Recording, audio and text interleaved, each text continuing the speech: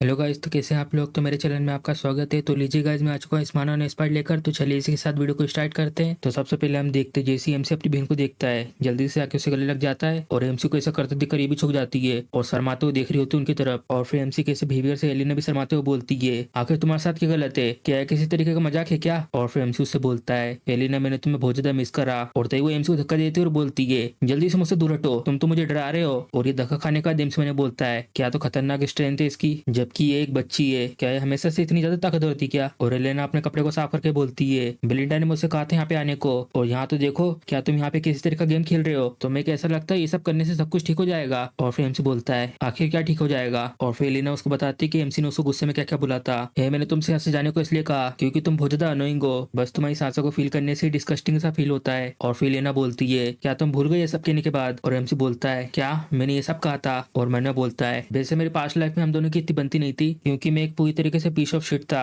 और फिर एमसी लेने से बोलता है, मुझे माफ कर दो। और उसकी माफी सुनकर ये लोग भी हैरान हो जाते हैं, क्या इसने सबसे पहले माफी मांगी। और फिर लेना बोलती है, मैंने सुना था कि तुम्हें औरत ने पीटा है, कहीं उन्होंने तुम्हारे सर पे तो नहीं मार दिया। और फिर एमसी उनसे बोलता है, नहीं मैं नहीं पीटा हूँ, मैंने मारा उन लोगों को, आखिर तुम लोग बार बार ये क्यों कह रहे हो कि मैं पीटा हूँ। और तभी अचानक से एमसी को दर्द होने लगता है बहुत तेज, और उस दर्द के कारण नीचे बैठ जाता है। और फिर इसी के साथ लेना बोलती है, हाँ तुम क्या कह रहे थे, ये तो साफ साफ दिख रहेगा कि तुम उनसे पिट के आए हो, और तुम जब यहाँ पर आए थे तुम बेहोशी की हालत में थे, तो बताओ क्या कह रहे थे अब तुम। और फिर सबके बाद ये लोग बहुत ज्यादा खुश होकर हंस रहे होते हैं। और एमसी देखता है उन लोग की तरफ, और फिर एमसी मुस्कुराता है और इसी के साथ बता रहा होता है, जैसा मुझे याद है सबके सब वैसे ही है, आखिर क्यों मैंने पास्ट में इतना सारा टाइम बर्बाद करा यूजलेस चीजों में, जो फेस्टिवल अगले वीक आने वाला है। मैंने अपने पास्ट लाइफ में एलिना के साथ उस फेस्टिवल में जाने से मना कर दिया था और उसके साथ ना जाने का एक्सक्यूज दिया था कि जो हम वो रेड करने गए थे और मोस्टर के ऊपर, उस सब की वजह से मैं अपसेट हूँ। और सिर्फ वही दिन था जब मैंने एलिना को आखिरी बार देखा, और उसके बाद एलिना की बॉडी मिली थी टुकड़ों में उसके बॉडीगार्ड्स के साथ, मुझे उसके साथ उस जगह पर रहना चाहिए था। और तभी एक जन इसी के साथ गेट खटखटा के बोलता है कि हम लोग अंदर आ जाएं। और हम देखते हैं ये लोग होते हैं एलिना के बॉडीगार्ड, और बोलते हैं, तो यहाँ पर हो आप मिस एलिना। और हम इनका नाम बताते हैं, राइट वाले का नाम होता है जेमेल और लेफ्ट वाले का नाम होता है फिलिप। और एलिना इनसे बोलती है, क्या मैंने तुमसे ये नहीं कहा था कि तुम्हें बाहर इंतजार करना है। और जेमेल माफी मांग रहा होता है, मुझे माफ कर दीजिए, जो सर्वेंट्स है वो कह रहे हैं जो भी उन्होंने काम करा फेस्टिवल के सप्लाईज को लेकर, आप आकर उसको एक बार देख लीजिए। और फिर एमसी सुनने के बाद बोलता है, हाँ आखिर वो लोग एलिना से ये सब की पूछेंगे। और फिर मेट बताती है, तुम्हें कैसे पता होगा मेरे लॉर्ड, तुम हमेशा पूरे दिन लेजी की तरह रहते हो। मैं तो ये सोच रही हूँ आखिर पेडियम में आखिर इतने सारे वर्कर्स की कैसे कमी है, इन सब की वजह से यंग लेडी को भी काम करना पड़ता है वहाँ पर। और फिर हम देखते हैं इसी के साथ एलिना जाते हुए बोलती है, मैं जा रही हूँ, अपना ध्यान रखना। और एमसी बता रहा होता है कि हमारे पास सच में वर्कर्स की इतनी कमी है, मेरा मतलब पहले मैंने ये सब चीजों के ऊपर बिल्कुल भी ध्यान नहीं दिया था, तो ये तो ऑब्वियस है, मुझे कैसे पता होगा ये सब। और फिर एमसी एलिना से बोलता है, मैं भी इस समय मदद करना चाहता हूँ। और ये भी देखते रानी से पीछे मुड़ के, और ये दोनों के दोनों हैरान हो जाते हैं एमसी की बात सुन के। और इसी के साथ मेट बोलती है, क्या इसने खुद का ये मदद करेगा। और फिर एलिना बोलती है, कहीं सच में इसके सर पे तो नहीं लगी है। और हम देखते हैं बाहर का सीन, यहाँ पर स्टोर लगे हुए होते हैं और जितने भी आसपास में लोग काम कर रहे होते हैं सबके सब डर रहे होते हैं। और इसी के साथ एमसी चिल्ला के बोलता है, मैंने कहा ना मैं मदद करूंगा। और फिर एलिना बोलती है, जल्दी तुम यहाँ से चले जाओ, जितने भी यहाँ पे लोग काम कर रहे हैं सबके सब डर रहे हैं तुमसे। और हम देखते हैं एलिना एमसी को यहाँ से निकाल रही होती है और एमसी इससे बोलता है, क्या तुम इस तरीके से उसको ट्रीट करते हो जो तुम्हारी मदद करना चाहता है। और फिर एलिना बोलती है, यहाँ पर एक तरीका जिससे तुम्हारी मदद कर सकते हो, बस तुम्हें यहाँ से दूर रहना है और बिल्कुल भी दिक्कत खड़ी नहीं करना है। और फिर एमसी मैंने बोलता है, जो एलिना की बॉडी थी वो यहाँ से बहुत दूर मिली थी एक गली में, जरूर यहाँ पे कोई ना कोई होगा जो एलिना को वहाँ पे ले गया था, और या तो फोर्सफुली इसको यहाँ से ले गए होंगे। इस चीज को रोकने के लिए मुझे सबसे पहले देखना होगा ये सेल के अंदर और बाहर की सारी चीजों को।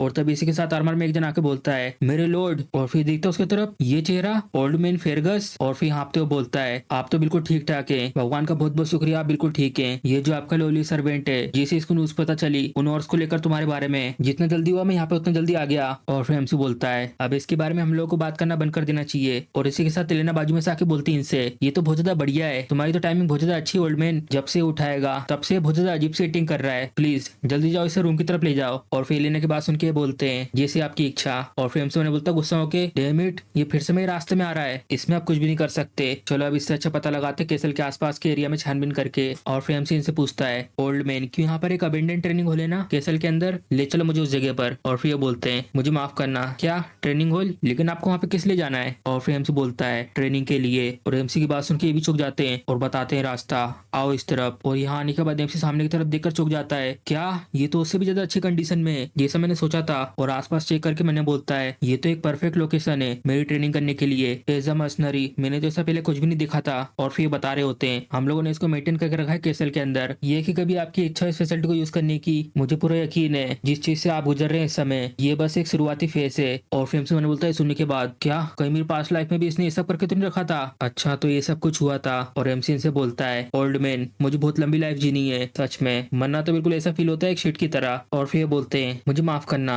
आप तो बिल्कुल ऐसी एक्टिंग कर रहे हो जैसे कि आपने ऑलरेडी एक्सपीरियंस कर लिया है लाइफ और डेथ को। और फिर एमसी बोलता है जैसा सोचा था, तुम तो बहुत ज्यादा शार्प हो, मैं एक्चुअली मर कर रिजरेक्ट हुआ हूँ। और एमसी की ये बात सुनने के बाद ही बोलते हैं मुझे लगता है बहुत ज्यादा हो गया मेलोड। और फिर एमसी जाते हुए बोलता है ठीक है तुम अब जा सकते हो ओल्ड मैन, अब मैं स्टार्ट करने वाला हूं अपनी ट्रेनिंग को। और फिर भी झुक के बोलते हैं मैं आपका बाहर इंतजार करूंगा। और फिर एमसी बता रहा होता है मैं हमेशा अपने आसपास के लोगों को इस तरीके से ट्रीट करता था जैसे कि वो लोग मेरे एनिमी हो, लेकिन मैं ये सब चीजें नहीं देख पाया, तो अब सिर्फ एक हफ्ता बचा है। मेरे पास लाइफ में ये चीज सामने आई थी कि जो एलिना की मौत के पीछे था वो था पास की टेरिटरी का लॉर्ड, और उस सब की वजह से जो पेडियम है वो इस वॉर के बीच में आ फंसा, जिसके कारण इस फैमिली का डाउनफॉल हो गया। जो एलिना की मौत थी वो स्टार्टिंग पॉइंट था इस फैमिली के डाउनफॉल का। तो इसका मतलब मुझे यहाँ से सारे के सारे चीजें सही तरीके से सेट करके रखनी है। चलो सबसे पहले ये करते हैं, मुझे अपनी फिजिक को और अच्छी करना है। बस बुरी बात तो ये है कि मेरे पास ज्यादा टाइम नहीं है इस सब के लिए, लेकिन मैं कम से कम माना जरूर कंट्रोल कर पाऊंगा। और इसी के साथ लंबी सी एक सांस लेता है। माना एक सुपर नेशनल रिसोर्स है और ये काम करता है ह्यूमंस की लिमिट को ब्रेक करने का। बहुत से लोग ये कहते हैं माना को नोटिस करके उसको अपने अंदर लेना ये सबसे ज्यादा मुश्किल का काम है, लेकिन मैं तो ये सब क्योटिक बैटल के दौरान भी आराम से कर पाया था। मुझे कनेक्ट करना होगा माना पार्टिकल्स को जो हवा में से उड़ रहे हैं, और यहाँ मुझे इन सब माना को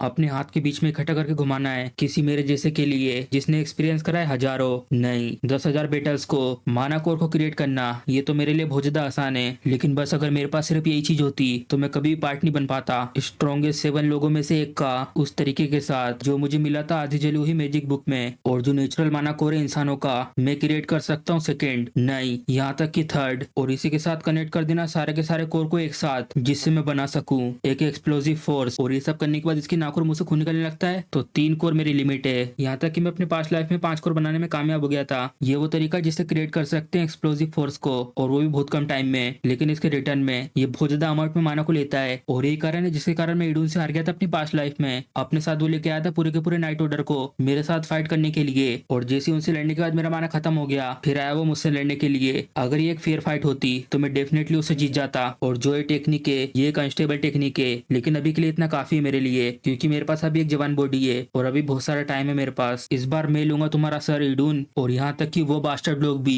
जो डेल्फिन फैमिली के पीछे खड़े हैं, जिन लोगों ने मेरी फैमिली को डिस्ट्रॉय करने में मदद करी, मैं तुम सबको डिस्ट्रॉय करके रख दूंगा। और इसी के साथ एक हफ्ता गुजर जाता है ये देने का फेस्टिवल का, और यहाँ पे एमसी पूरी तरीके से तैयार हो जाता है और जा रहा होता है अपनी तलवार के साथ इस जगह से। और एमसी को यहाँ देखकर एलेना भी हैरानी आती है और एमसी से पूछती है वाह तुम तो यहाँ पे सच में आ गए, आखिर उस सब का क्या हुआ? तुम कह रहे थे ना कि तुम ऐसे फेस्टिवलों में आते नहीं हो। और फिर एमसी बोलता है वेल ऐसा पेडियम होकर मुझे पूरे हफ्ते में एक बार तो आना ही चाहिए इस फेस्टिवल में। और फिर एलेना बोलती है तुम तो बहुत ज्यादा अजीब सी एक्टिंग कर रहे हो कुछ दिनों से, मैंने सुना कि तुम पूरे इस हफ्ते सिर्फ ट्रेनिंग कर रहे थे और उसके अलावा कुछ भी नहीं। और फिर एमसी बोलता है आखिर ऐसा ट्रेनिंग करने में क्या गलत है, मैं एक नाइट फैमिली का हूँ वैसे भी, तो मुझे ये सब तो करनी पड़ेगा। और फिर एलेना बोलती है एमसी की बात सुनने के बाद तुम तो पहले बिल्कुल परवाह नहीं करते थे इन सब चीजों को लेकर, तुम ही ने खुद कहा था कि डेट बहुत ज्यादा अनोइंग है और ये चाह रहे थे कि तुम ऑलरेडी लोड बन जाओ। और एलेना की बात एमसी को बहुत ज्यादा चुभती है। फिर जैसा भी अभी सब कुछ चल रहा है वो मुझे पसंद है, ऐसा लग रहा है कि पहले वाले तुम वापस आ चुके हो। और एमसी देखता है अपनी बहन की तरफ और इसी के साथ बता रहा होता है मुझे इन कुछ हफ्तों में एक चीज तो समझ में आ गई है, मेरा चीजें करने का तरीका चेंज होने से जो फ्यूचर है वो भी धीरे धीरे चेंज हो रहा है। जो नॉर्मल फ्लो है चीजों के आगे बढ़ने का, शायद इसकी वजह से ये सब कुछ हो सकता है, लेकिन छोटी मोटी घटनाओं पर मेरे बीच में आने से फ्यूचर चेंज करना बहुत ज्यादा मुश्किल है। अभी इस समय जो मेरा काम है वो ये है कि मेरी फ्यूचर की इन्फॉर्मेशन का अच्छे से यूज करना, ये मेरी जॉब है। मुझे हर सिचुएशन पर अच्छे से रिस्पॉन्ड करना है बिल्कुल इफेक्टिव तरीके से। जितनी मेरी तैयारियां हैं वो पूरी तरीके से कंप्लीट हो चुकी हैं। और इसी के साथ हम देखते हैं ये एक स्टोर से दूसरे स्टोर पर जा रहे होते हैं, और फिर इस सब के बाद एलेना बोलती है सच में इसमें बहुत ज्यादा मजा आ गया, लेकिन ये सच में बहुत ज्यादा बोरिंग होते आ रहा है। ये चीज हर बार होती है हर साल, और यहाँ पे इस साल भी कोई नई चीज नहीं है। और फिर हमसे उन्हें बोलता आसपास देखकर जो फेस्टिवल वो तो ऑलमोस्ट खत्म हो गया है और अभी तक कुछ भी नहीं हुआ है। ये सब कुछ इसलिए तो नहीं क्योंकि मैं एलेना के साथ हूँ। और तभी एक जन बोलता है क्या तुम दूसरे एरिया को चेक करना चाहती हो? और फिर हमसे देखता हो सब आज की तरफ, और हम देखते हैं इसके बाजू में आके ये बोलता है मेरे दोस्त ने बताया कि पास में एक इवेंट होने वाला है, तो क्या कहना तुम्हें इसके बारे में? और फिर एलेना बोलती है क्या सच में? और चले जाती है उसके साथ। ये तो सच में बहुत ज्यादा अच्छा है, इसमें तो मजा आएगा। और फिर हमसे उसको तरफ देखकर बोलता है तो ये तुम दोनों हमारी फैमिली के ट्रेटर्स। और फिर हमसे बता रहा हूँ इन लोगों के बारे में, एलेना को एस्कॉर्ट करने वाले नाइट जेमल और फिलिप, ये बहुत ही ज्यादा ट्रस्टेड नाइट है क्योंकि इन लोगों ने एलेना को बचपन से प्रोटेक्ट करा है। और ऐसा कहा गया था कि एलेना को बचाने के चक्कर में ये लोग भी वहीं पे साथ में मारे गए थे। और हम देखते हैं लोग यहाँ पर आ जाते हैं और ये नाइट दिखा रहा होता है ये देखो हम लोग यहाँ पर आ चुके हैं। और हम देखते हैं यहाँ पे कुछ भी नहीं होता,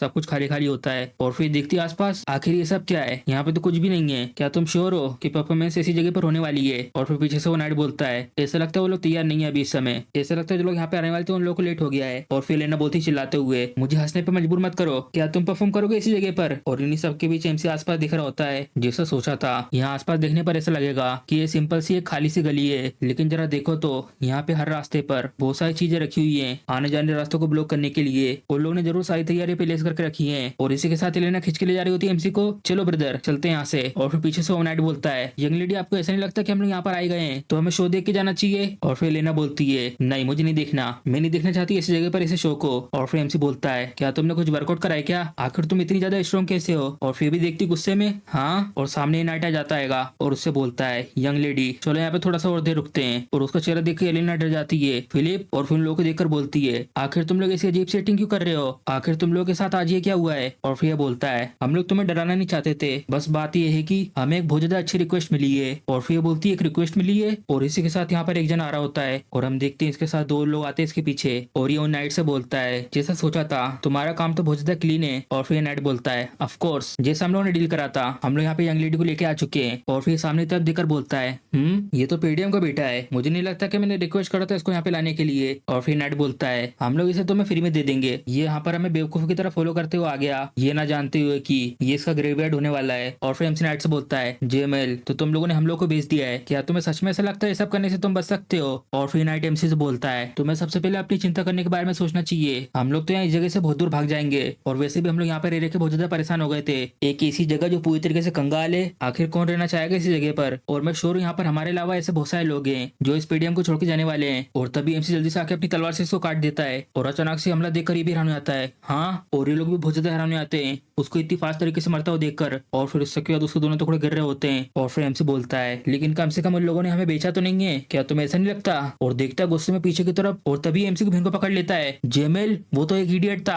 आखिर वो कैसे एक नाइट होकर तुम्हारे जैसे किसी से हार सकता है? और इसी के साथ एमसी अपनी तलवार फेंक के मारता है उसके सर पे। इम्पॉसिबल, ये कैसे हो सकता है? और एमसी के अटैक पड़ने के बाद ये क्यों मारा जाता है? और साथ में जो लोग आए थे वो बोलते हैं, क्या तुम श्योर हो कि ये पेडीएम का सबसे बड़ा बेटा है? मैंने सुना था कि इसके पास कोई भी रियल कॉम्बैट एक्सपीरियंस नहीं है और ना ही किसी तरीके की ट्रेनिंग। नहीं, इसको देखकर ऐसा लग रहा है कि ये पेडीएम का ही बेटा है, इसमें कोई गलती नहीं है। और फिर मैंने बोलता है, हालांकि उन नाइट लोगों का गार्ड डाउन था, लेकिन फिर भी इसने उन्हें एक झटके में मार दिया, और वो भी ऐसे अटैक के साथ जो मानव को यूज करते हैं। और हम देखते हैं एमसी की बहन भुजिया डर जाती है और उसे गले लगा के बोलती है, बिग ब्रदर आखिर ये सब क्या हो रहा है? और फिर हमसे कुछ नहीं कहता और जल्दी से उसे गर्दन पे मार के उसको बेहोश कर देता है। अभी के लिए तुम यहाँ पर आराम करो। और फिर पीछे से वो आदमी बोलता है, तुम्हारा बहुत बहुत शुक्रिया हमारा वो काम करने के लिए, तुम तो सच में बहुत ज्यादा अलग हो जैसा हमने सोचा था, हम लोग वैसे ही प्लानिंग कर रहे थे इस सब के बाद इन लोगों को मारने की। क्या तुम अपने असली स्किल को इतने समय से छुपा रहे थे? और फिर एमसी उस नाइट के सर से अपनी तलवार निकाल के बोलता है, अगर ऐसा है भी तो तुम्हारा क्या लेना देना है? और उनको देखकर मैंने बोलता है, ये तीन लोग हैं, जो दो लोग इसके आसपास हैं वो लोग तो कुछ नहीं है, लेकिन जो है बीच वाला है ये पूरी तरीके से माना से भरा हुआ है, मुझे जल्दी से खत्म करना होगा।